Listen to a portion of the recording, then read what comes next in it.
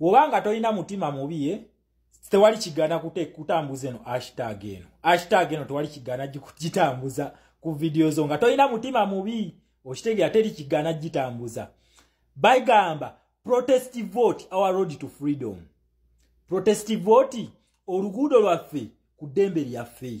Gyetegeeza okitegera. Akasajja kano ka Museveni kali mu kutubala mpiki. Naye mwina tulina okweberera mu bannayuganda twebereremu. Abavubuka akasajja kano kaganya okutandika ekintu kye bayita registration kaganya zitandika.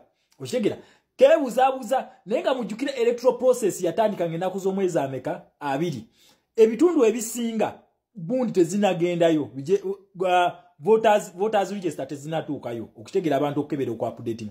Olaba ne munnakawa West wano mu Kampala wano munnakawa West wa Honorable Ssenyonyi tekanatuusayo voters register. Ne kakati kye kiri mu kyalo but ekigambo kiri but relax. Temulekana na Museveni. Buli lunaku mwe mutuukiriza omukolo mugende olaba nga bazze okuregisteringa please kubiriza banno bagende baregisteringe ng'obalabye. Okitegera akasajja kano tekalina sente kaziba ne kazitwala mu buyeekera. Abaana ku Mande babadde balina okutandika okusoma naye ebibuuzo tebannabiyita luli kasaba ba volunteers enkyaba Friday katulinde oba enkya kanaabiririzinga kuba ku Mande abaana balina okuddayo okusoma kitegeeza bagenda kutandika okusoma mu Febu. Okitegera naye tetukayana na Museveni nabagayi tetukayana na Museveni ya blocking avenues zino tugenda kufaafagana ne Museveni muna Uganda tukikola kati. Omusajja abagamba tugenda kalumba kano kafalanga kayala Museveni ali yala. Yensonga lwaki kati buli kintu kyakola akikola kutuukiriza mukolo ntino kyabadde onenga ina kyo sense tekibeera wa balimba. Njagala mumbulye result ezava mu census bana Uganda tuli bameka. Tuli milioni meka. Okitegera naye abalaga nti ayingide process era ali mu kubala. Okitegera ekintu ekyo. Kakati ne mukulonda nabyo byatandise comedy gwatandise. Either ayagala atudire nga abantu balmekwewandiisa oba si kyekyo akasajja kano tekagala kuteekawo registration kakati wano mpuuga owekitiibwa wenkusabira lwaki toyingidde mu bintu bino kuba gwatambuza reforms. Yes, reforms zoli mu kutambuza gwe olowooza zinaakola zitya ng'abalonzi tebaregisteringiddwa zinaakola zitya. Mbadde nkusaba obudde bw'omalira mbunombu oyagala simanyi osisinkana ab'ebibiina ab'enjawulo mutandike electoral reforms. Electoral reforms kizogenda okukola nga already electoral process etandise. Mulaba abasajja bano abasajja bano baludde ebbanga nga batusiriwaliyako balowooza ffe tuli basiru. Okitegera ekintu ekyo bano abasajja babaze ebbanga nga batusiriwaza. Kana akasajja badde tebakakwatangamu kabadde nga kajja ne kabba akalunekeerayiza. Buli kimu ne kigenda nga we kitambula buli kimu nga we kitambula kubanga kabadde katufugira mu kintu kye bayita fake democracy kuba ka creating a fake opposition. Museveni badde talina bamuvuganya. Then bitandika no Dr. Kizza Besigye kino nkikugamba ebigambo byange bino wamanga njagala mpulize bulungi. Bali mukupangira bakupika balukwago simanyi okomeo mu public nze nguwulye ekintu ekigenda okwangwira. Leka Museveni leka Muhoozi akutte ku Heroes Day.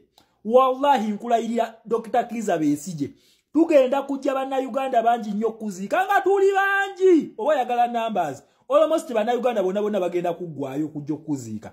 Naye political comedy bye muli mu kuzanya muganda wange Besigye we are dealing with another generation. Ojja kubeera mu komereyo omere mbyoka ddiwe nga toyina munnayuganda agenda kusituka. Ono comedy gwe mulimu ne balukwago ebyo musaaga. Kyetwagala kati tukimanyi kagobako Besigye kagobako muve mu comedy ne Museveni.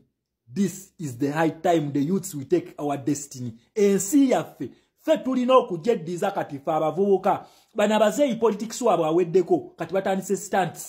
Elias Lukwago bano abasajja be twalowoozanga nti bagezi but these guys are not smart at all. Tebali smart. Njagala mulabe empuga yeeyambudde n'akapale k'omunda kamwambudde naye tamanyi kyatambula makugunyu gali bweru. Be ba politician be mwawaanawaananga. These guys have never been smart. Tulina side ezi njagala mwegendereze nnyo mwena abavubuka tulina side ezi yenna atali presenting people power oba atali mu noob oba atali kumanyi g'abantu oyo alina Museveni. Tulina NRM1 ne NRM2. NRM1 mwe muli ba Museveni yagiriidinga be bana abambala yero then NRM2 be babadde bonna beefula opposition naye nga batusiba kiwaanyi. So munna Uganda this is the high time open your eyes. Tuli mu protest vote yatandise ng'ennaku z'omwezi 2 naye tebanatandika kuregisteringa abantu naye temukoowa mugendeewo ffe zonna democratic avenues tujja zigendamu mugendeewo buli lunaku mugende ku ebyo ebifo ebyo bebakola ki bebawandiisizamu mugendeewo. Okitegera gw'olaba nti no bazze labula banno bakole ki bajje Museveni tugenda kumufuna. Tugenda kukwata kana akasajja. We are going to get our country back. By bullet, by ballot, by force or by peace. Museveni yasalawo. Kwe byonna. Kati ali mu comedy ne bampuuga. Ali mu comedy ne babesije. Oshegera. Tubalaba. Respect. Tusinkane ncha.